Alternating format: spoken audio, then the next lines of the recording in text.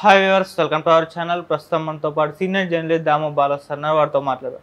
నమస్కారం సార్. నమస్తే సార్, చంద్రబాబు నాయుడు గారికి షర్మిల గారు వార్నింగ్ ఇచ్చారంట సార్. ఆ న్యూస్ అయితే వైరల్ అవుతుంది. అసలు ఏ ఇష్యూలో ఆమె వార్నింగ్ ఇచ్చారు, ఏం జరిగింది సార్?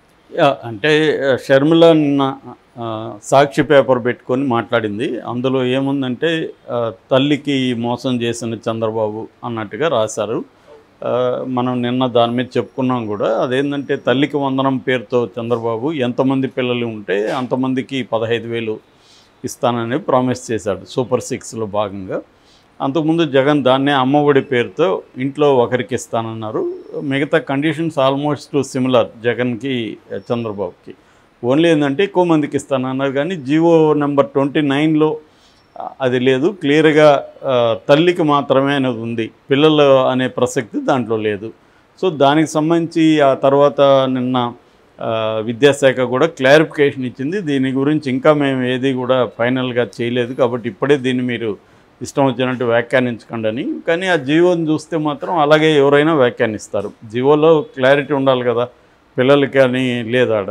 ఓన్లీ ఏంటంటే తల్లికి ఆధార్ కార్డు ఉండాలి, ఆధార్ కార్డు లేకపోతే అప్లై చేసుకోవాలి. అప్లై చేసుకొని ఉంటే 10 రకాల కార్డులు ఇతర కార్డులు చెల్లుతాయి ఆధార్ వచ్చే వరకు అనేది ఉంది దాంట్లో. అట్లాగే బీపీఎల్ కింద ఉండాలి, 75% అటెండెన్స్ ఉండాలి.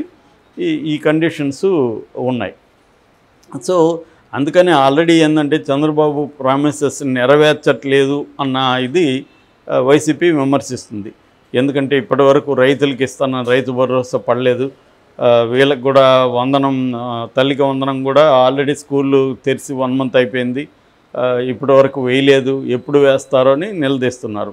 అట్లాగే వాలంటీర్స్ 10,000 అన్నారు, ఇప్పటివరకు అది తేల్చలేదు అని చెప్తున్నారు. అట్లాగే ఉచిత బస్సు, ఇవన్నీ వాళ్ళు విమర్శిస్తున్నారు.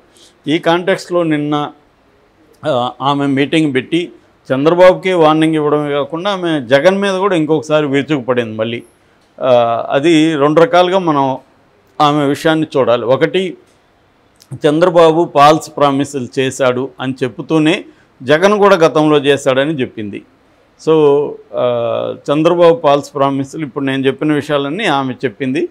అయితే జగన్ కూడా గతంలో ఇట్లాగే ఎక్కువ మంది పిల్లలకి ఇంట్లో ఎంతమందికి ఉంటే అంతమందికి ఇస్తానని చెప్పాడు, నా దగ్గర కూడా చెప్పించాడు, అప్పుడు తర్వాత వచ్చినాక ఒకరికే ఇచ్చాడు అనేది కూడా చెప్పింది. దాంతో వైసీపీ వాళ్ళు ఆమె మీద ఆల్రెడీ దాడి చేయడం మొదలుపెట్టారు. ఇంకా కూడా ఆమె చాలా విషయాలు మాట్లాడింది. ఒకటి ఏంటంటే వైఎస్ఆర్కి వైసీపీకి సంబంధం లేదు అనేది మాట్లాడింది. అసలు ఆయన వైఎస్ఆర్ ఘాట్లో కాసేపు కూర్చొని వాడు వారసుడు ఎలా అవుతాడు అనేది కూడా మాట్లాడింది. అట్లాగే వైఎస్ఆర్ పథకాలన్నింటినీ జగన్ నీరుగార్చాడు కాబట్టి అతను వారసుడు కాదనేది మాట్లాడింది. సో వైసీపీని ఎక్కువ తిట్టినట్టుగా కనబడుతుంది ఓవరాల్గా తీసుకున్నప్పుడు. అందుకని వైసీపీ వాళ్ళు ఏం మాట్లాడుతున్నారంటే చంద్రబాబుని పూలతో కొట్టి మమ్మల్ని రాళ్లతో కొడుతున్నావు అనేది అంటే ఆయనకి దెబ్బ తగిలి తగలకుండా మాట్లాడుతూ, నువ్వే కాదు జగన్ కూడా ఉల్లంఘించాడని చెబుతూ మాట్లాడుతుంది. జగన్ ఉల్లంఘించాడా లేనది ఇప్పుడు టాపిక్ కాదు. ఇప్పుడు టాపిక్ ఏంటి, చంద్రబాబు ఉల్లంఘించాడా లేదా అనేది కదా నువ్వు మాట్లాడాలి. అది కాకుండా జగన్ ఎప్పుడూ ఉల్లంఘించాడని మాట్లాడడం అంటే జగన్ విమర్శించే హక్కు లేదని మాట్లాడుతున్నావు. నువ్వు ప్రజల తరపున నిలబడి మాట్లాడాలి. ప్రతిపక్షాన్ని నువ్వు విమర్శించడం వల్ల నీకేంటి, ప్రజలకేంటి లాభం? అధికార పక్షంలో తప్పుల్ని నువ్వు విమర్శించాలి కదా అనేది వాళ్ళు మాట్లాడుతున్నారు. అదైతే క్లియర్గా షర్మిల ధోరణిలో జగన్ మీద ఇంకా కూడా మెయిన్ ఫోకస్. అంతకుముందు కూడా ఆమె కూటమి మీద కంటే మామూలుగా అయితే కాంగ్రెస్కి ప్రధాన ఎనిమి ఎవరు దేశంలో, బీజేపీ, కూటమి అంటే ఎన్డీఏ.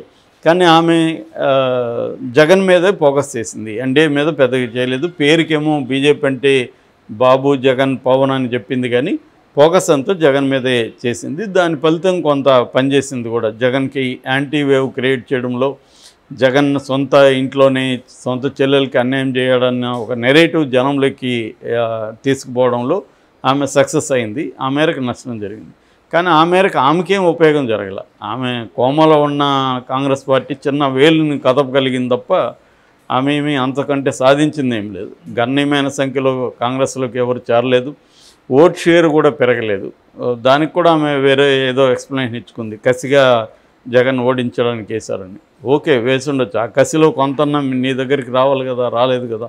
సో క్లియర్గా ఆమె కాంగ్రెస్కి పెద్ద అసెట్ కాదు, లయబిలిటీ కూడా కాదు. ఎందుకంటే ఆల్రెడీ అంతకంటే ఎవరు వచ్చినా కాంగ్రెస్ని చంపలేరు కదా, ఆల్రెడీ అది డెత్ బెడ్ మీద ఉంది. దాన్ని చేయి గదిలిచ్చినా గోరు గదిలిచ్చినా కూడా మంచిదే కదా అన్నట్టుగా అధిష్టానం ఉంది. ఎందుకంటే వేరే ఆల్టర్నేటివ్ కాంగ్రెస్కి లేదు. ఇప్పుడు కాంగ్రెస్ పార్టీ కానీ ఇటు చంద్రబాబు కానీ ఏం ఆలోచిస్తున్నారంటే వైసీపీని ఖాళీ చేసేయాలి, వైసీపీలో ఉన్న వాళ్ళందరినీ కాంగ్రెస్లోకి పంపించాలి. ఎందుకంటే తెలుగుదేశంలో తీసుకుంటే బ్యాడ్ నేమ్ వస్తుంది. రెండోది ఆల్రెడీ తెలుగుదేశంలో ఉన్న వాళ్ళు కూడా దాన్ని ఒప్పుకోరు. గతంలో కేసులు వీళ్ళ మీద దూకుడుగా మాట్లాడిన వాళ్ళందరూ వచ్చేస్తారు కదా, వాళ్ళని తీసుకోవడం అనేది కరెక్ట్ కాదు. రెండోది అవసరం కూడా లేదు. కాబట్టి తెలుగుదేశంలో లేదు, జనసేన లేదు, బీజేపీ కూడా మినిమం 6 నెలలు మారటోరియం అన్నట్టుగా ఎవరు వచ్చినా మనం చేర్చుకోవద్దు, ఎందుకంటే కేసులు ఉన్నవాళ్ళు ప్రొటెక్షన్ కోసం వస్తారు అన్నట్టుగా అది కూడా డోర్లు క్లోజ్ చేసింది. ఇంకా ఉన్న ఆల్టర్నేటివ్ వైసీపీలో కేసులు ఉన్న వాళ్ళకి ఇంకొకటి ఇబ్బందులు ఉన్న వాళ్ళకి ఆల్టర్నేటివ్ ఏంటి, కాంగ్రెస్లోకి పోవడం. సో కాంగ్రెస్లోకి పోతే గ్యారంటీ ఉందా, అక్కడ చంద్రబాబు గ్యారంటీ ఇస్తున్నట్టుగా చెబుతున్నారు. మీరు కాంగ్రెస్లోకి పోతే మీ మీద నేను కేసులు పెట్టాను, మిమ్మల్ని అరెస్ట్ చేయను, వైసీపీలు ఉంటే మాత్రం చేస్తాను అన్న ఒక సిగ్నల్ వాళ్ళకి వెళ్తుంది. అందుకనే వాళ్ళు కాంగ్రెస్లోకి వెళ్ళడానికి షర్మిల కూడా అట్రాక్ట్ చేస్తుంది. అందుకని షర్మిల ఇప్పుడు కూడా జగన్ మీద ఎందుకు చేస్తుందంటే జగన్ ఇంకా చావు దెబ్బ కొట్టడంలో షర్మిల కూడా తన రోల్ ప్లే చేస్తుంది ఒకటి. రెండవది కాంగ్రెస్ని బలోపేతం చేయాలంటే ఆమెకి వేరే మార్గం కనబడాల. అంటే వైసీపీని వీకెన్ చేయడం ద్వారా వైసీపీలో ఉండే వాళ్ళని లాక్కోవాలి. సో వైసీపీ ఉండేవాళ్ళు కాంగ్రెస్ బలం చూసో షర్మిల నాయకత్వం చూసి ఎవడు రాడు. వాళ్ళకి ఒకే ఒక కారణం ఏంటంటే వైసీపీలో ఉంటే కేసులు ఎదుర్కోవాలి, ఆర్థికంగా దెబ్బ కొడతాడు చంద్రబాబు. కాబట్టి కాంగ్రెస్లో ఉంటే చంద్రబాబు కొట్టడు అన్న ఒక భరోసా వాళ్ళకి లభిస్తే వాళ్ళు కాంగ్రెస్లోకి వెళ్తారు. అంత తప్ప కాంగ్రెస్ పట్ల ప్రేమో నమ్మకమో ఇంకోటో కాదు. ఎట్లొచ్చినా ఆమెకి సక్సెస్ అయినట్టే కదా. వైసీపీ నుంచి కొంతమందిని కాంగ్రెస్లో చేర్చుకోగలిగితే ఖచ్చితంగా షర్మిలకి ఆ క్రెడిట్ వెళ్తుంది. షర్మిల నాయకత్వంలో కొంత బలపడింది కాంగ్రెస్ అన్న ఇది వెళ్తుంది. ఓకే. కాబట్టి షర్మిల కూడా ఏం చేస్తుందంటే స్ట్రాటజిక్గా ఒకటి తనకు పర్సనల్ కసి కూడా ఉంది జగన్ మీద, సో దాన్ని తీర్చుకోవాలి. రెండు పొలిటికల్గా తాను పీసీసీ అధ్యక్షురాలుగా ఉండి ఏం సాధించిందనేది రేపు వస్తుంది. ఇక్కడ రేవంత్ రెడ్డి బ్రహ్మాండంగా కాంగ్రెస్ని అధికారంలోకి తెచ్చి ఎప్పుడు 1966 తర్వాత ఇన్ని సీట్లు రాలేదు, ఎంపీ సీట్లు ఇంత పర్సంటేజ్ 40% మొన్న ఎంపీ ఎలక్షన్లో వచ్చింది, అసెంబ్లీ కంటే ఎక్కువ వచ్చింది పర్సంటేజ్, సీట్లు వచ్చాయి 8. అయినా కూడా దీని మీద కురియన్ కమిటీ వేసింది అధిష్టానం. అంటే ఇక్కడ పూర్ పర్ఫార్మెన్స్ అని చెప్పింది. అంటే ఇదే పూర్ పర్ఫార్మెన్స్ అయితే అది పరిస్థితి ఏంటి ఆంధ్రప్రదేశ్లో.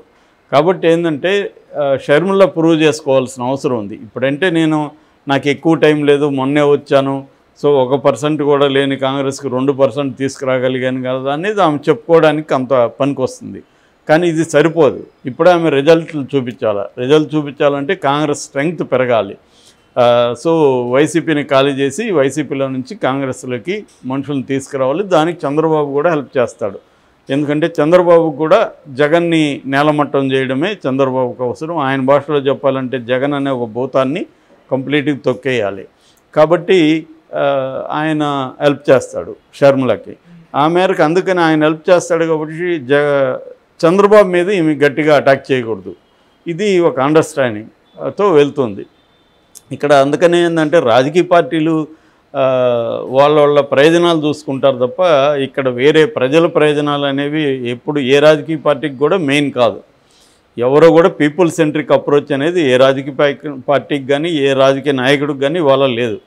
ఇవాళ అందరూ ఏంటంటే వాళ్ళ అధికారం నెక్స్ట్ ఇప్పుడు అధికారంలో ఉండాలి, నెక్స్ట్ రావాలంటే ఏం చేయాలి, అట్లాగే వ్యక్తిగతంగా తాము బాగా డబ్బులు సంపాదించుకోవడం, 1000 కోట్లు ఎట్లా ఈ 5 ఏళ్లలో సంపాదించాలి, ఎందుకంటే రేపు పొద్దున క్రైసిస్ వస్తే కాపాడేది డబ్బులే ప్రధానంగా.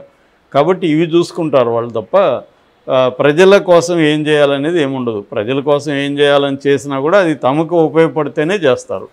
సో ఈ కాంటెక్స్ట్లో చంద్రబాబు ఖచ్చితంగా షర్మిలకి హెల్ప్ చేస్తాడు, షర్మిల చంద్రబాబుకి హెల్ప్ చేస్తుంది. వాళ్ళ అవసరాలు, ఇద్దరి అవసరాలు అలాగా ఉన్నాయి.